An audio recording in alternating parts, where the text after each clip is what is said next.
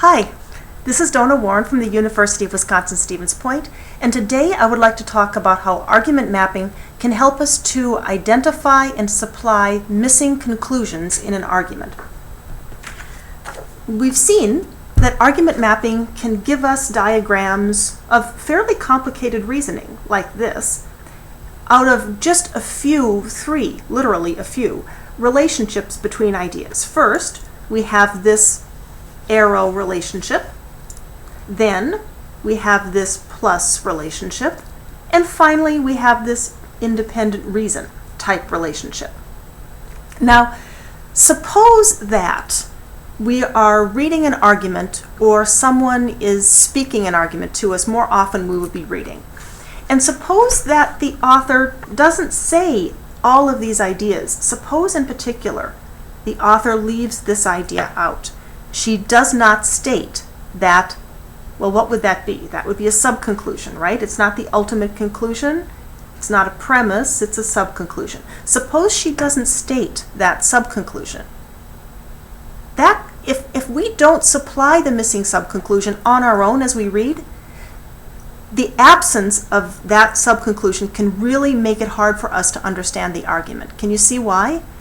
It's because we might follow this all the way down. We might, see that she has two ideas here, but if we don't somehow supply this idea, fill it in, we are not going to understand how any of this bears upon this. The reasoning will be short-circuited, essentially, by that unstated subconclusion. It doesn't need to be that way, though. Subconclusions or even ultimate conclusions can be fairly easy to supply if they're unstated once we kind of get the hang of it. So to work our way up there, I want us to sort of warm up with an arithmetic problem. Add those numbers and do it mentally. Don't use a calculator. Just do it in your head. Okay? 3 plus 5 plus 7 plus 1 is, drum roll, 16. Now, what I want you to think about is how you added those ideas to come up with 16. I do this in class a lot, and when I ask students how they come up with the sum, I get interestingly different answers. Some people say they do what I frankly would do. I always try to go for tens, so first I would add the 3 and the 7. That would give me 10. Then I would add the 5 and the 1. That would give me 6. And then I would add the 6 to the 10, and that would give me 16. Sometimes people will say they'd add the 3 and the 5 first to give them an 8. Then they would see that, well, the 7 and the 1 rather is another 8, and then they would add the two 8s together to get 16. Some people say they would add them two at a time, just moving straight on along. So they would say the 3 and the 5 would be an 8, plus 7 would be 15, plus 1 would be 16. Then I ask, did any of you just add up all those 4 ideas together at once? So that if I were to ask you what 2 ideas you added first, you would say, what do you mean, what 2 ideas did I add first? I just added the 4 numbers. I have yet to find anyone who admits, at least, to just kind of swallowing this thing whole and adding the 4 ideas at once. Why not? Well, because I think that most brains don't work that way. Most brains put things together 2 at a time, whether those things are numbers or whether those things are ideas. So here's the general strategy. We are always going to try to keep in our mind only 2 ideas at a time. If you're trying to hold together 3 ideas at a time, you're thinking maybe too hard. So just 2 at a time. So when we're reading, mostly reading, because it's easier, when someone talks to you, the ideas are there and they're gone. So I'm just going to suppose that we're reading. We're going to keep 2 ideas in our mind at a time. As soon as we have those 2 ideas, we'll ask ourselves, how are they related to each other? Are they related to each other as a premise or a reason and a conclusion? Are they related to each other as dependent reasons? Or are they related to each other as independent reasons like this? If two ideas are related to each other as dependent reasons, we'll ask ourselves what follows from those two things once they're added together. If that idea that follows from the two ideas that we added together is stated later on, great, we know exactly where it goes in the argument, right? It'll go right underneath with an arrow, those two ideas. But if it's not stated, that's not a problem. We'll just add it in. We'll supply it on our own. And we can use the puzzle piece test to do that quite nicely. For instance, suppose we have two ideas like this that are added. They hook together at the circles. The idea that's joined, or the idea that follows from those, will be the idea that's composed out of the non-common bits, like this, right? So we can use the puzzle piece test 9 times out of 10 to figure out what the subconclusion is, and then we continue reading in the same way. We read along, we get another idea, now we have two ideas in our head, we ask ourselves, how are those two ideas related? With an arrow, with a plus, or separately? And if it's related with a plus, well then we figure out what follows from that, and we add it if we need to, and we sort of like rinse and repeat. Got it? So, let's do this. Here are 3 ideas.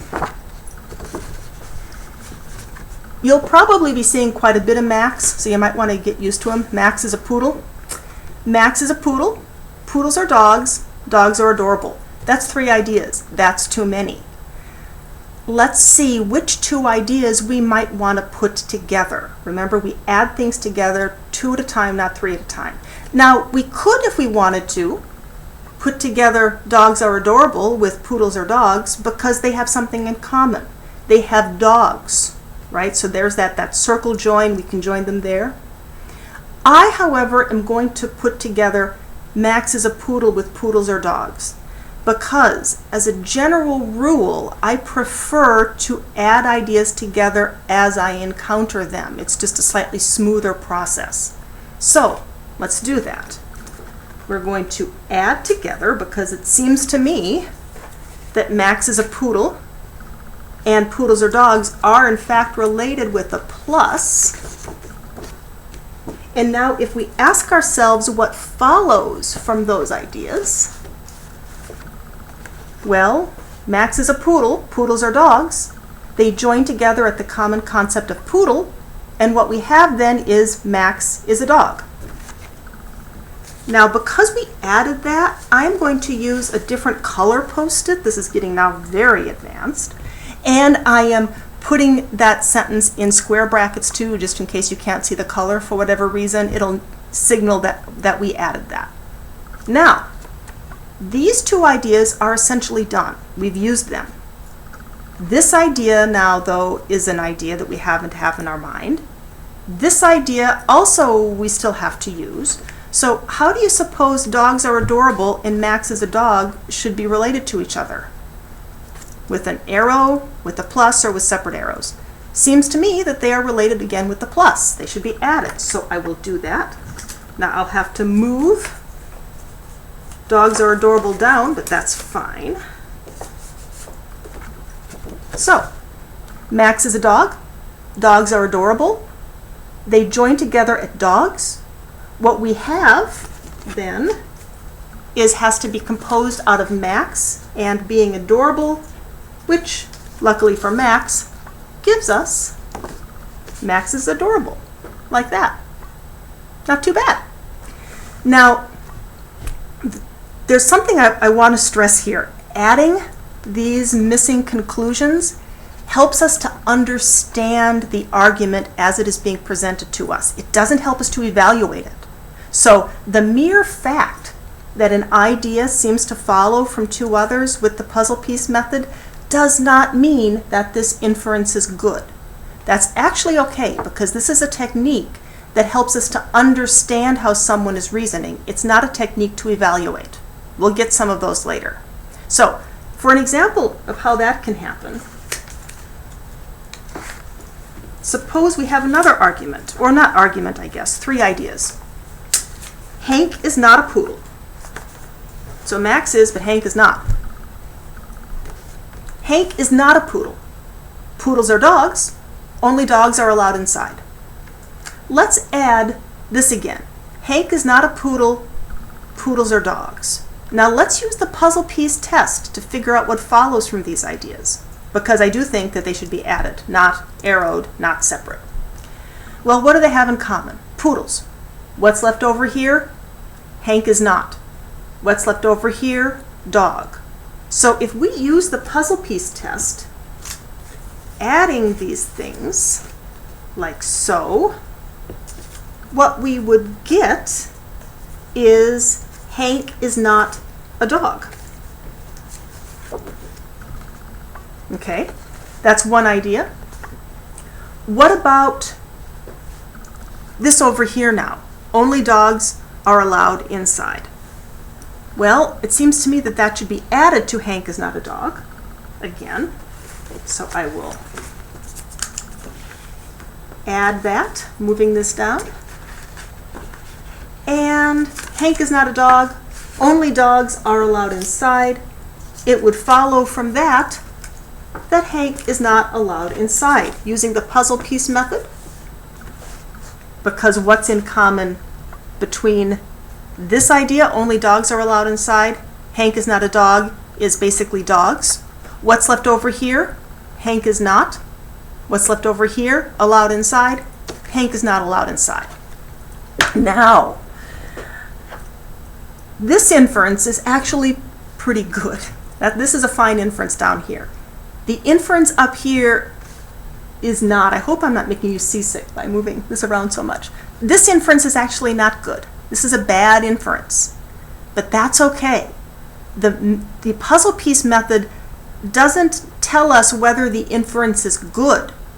It just helps us to see probably what the inference is, what the author of the argument supposes would follow from these.